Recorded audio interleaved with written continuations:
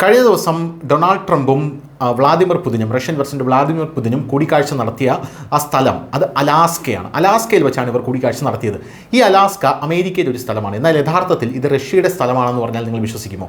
ഇത് റഷ്യയുടെ സ്ഥലമായിരുന്നു. എന്നാൽ റഷ്യയിൽ നിന്ന് അമേരിക്ക ഇത് പിടിച്ചെടുത്തതാണോ? എന്നാൽ അത് പിടിച്ചെടുത്തതുമല്ല, മറിച്ച് റഷ്യ അമേരിക്കയ്ക്ക് വിറ്റതാണ്. എന്നാൽ വിറ്റ് കഴിഞ്ഞ ശേഷമാണ് റഷ്യയ്ക്ക് തങ്ങൾ ചെയ്തത് ഈ ഭൂലോകത്തിലെ തന്നെ ഏറ്റവും വലിയ മണ്ടത്തരമായി പോയി എന്ന് മനസ്സിലായത്. എന്താണ് ഈ സംഭവം എന്ന് നമുക്കൊന്ന് പരിശോധിക്കണം. വളരെ രസകരമായിട്ടുള്ള കാര്യമാണ്. അതായത് ഈ അലാസ്കയിൽ വെച്ച് ഈ കൂടിക്കാഴ്ച നടക്കുമ്പോൾ ആർട്ടിക് മേഖലയിലെ അമേരിക്കൻ സൈനിക തയ്യാറെടുപ്പുകളുടെ വളരെ പ്രധാനപ്പെട്ട ഒരു കേന്ദ്രമായി ഈ അലാസ്ക മാറുകയാണ് എന്നുള്ളതാണ് മറ്റൊരു പ്രധാനപ്പെട്ട കാര്യം. എന്തായാലും ട്രംപും പുതിനും അലാസ്കയിൽ എവിടെ വെച്ചാണ് കൂടിക്കാഴ്ച നടത്തുന്നത്? ആങ്കറേജ് എന്ന് പറഞ്ഞ സ്ഥലത്ത് വെച്ചാണ് കൂടിക്കാഴ്ച നടത്തുന്നത്.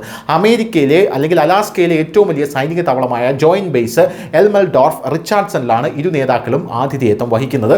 64,000 ഏക്കർ വിസ്തൃതിയുള്ള ഈ താവളം ആർട്ടിക് മേഖലയിലെ അമേരിക്കൻ സൈനിക തയ്യാറെടുപ്പുകൾക്ക് ഒരു നിർണായക കേന്ദ്രമാണ്. എന്നാൽ ട്രംപും പുതിനും ചരിത്രപരമായ കൂടിക്കാഴ്ച നടത്തുന്ന അലാസ്ക ഒരു കാലത്ത് റഷ്യയുടെ ഭാഗമായിരുന്നു.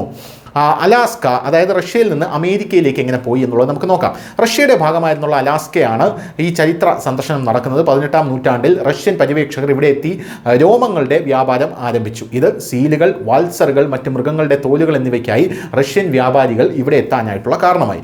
സിറ്റ്ക അലാസ്കയുടെ തലസ്ഥാനമായി. പക്ഷേ അലാസ്ക റഷ്യയിൽ നിന്ന് വളരെ അകലെയായിരുന്നു.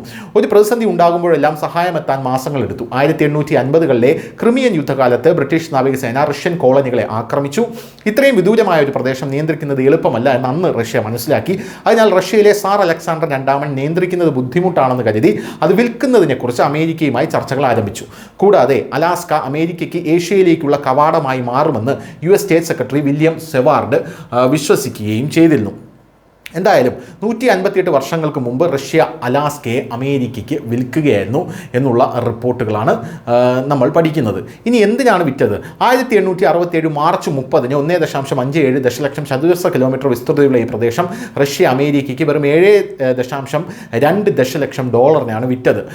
ഇത് റഷ്യയ്ക്ക് ഏക്കറിന് ഏകദേശം 2 സെന്റ് ആയിരുന്നു. അക്കാലത്ത് ഈ ഇടപാട് അമേരിക്കയിൽ പരിഹാസ്യമായിരുന്നു.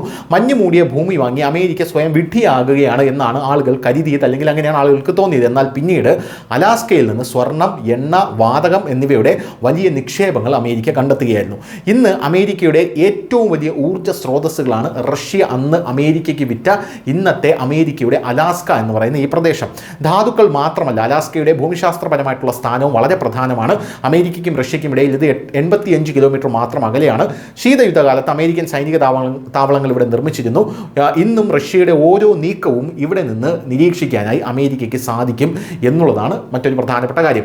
റഷ്യ ഒന്നിനും കൊള്ളില്ല, തരിശാണ്, മഞ്ഞുമൂടിയ മലകളാണെന്ന് പറഞ്ഞ് വിറ്റുകളഞ്ഞ ഈ ഭൂമി അമേരിക്കയിലെ ഏറ്റവും വലുതും സമ്പന്നവുമായിട്ടുള്ള സംസ്ഥാനമായി ഇന്ന് മാറിയിരിക്കുകയാണ്.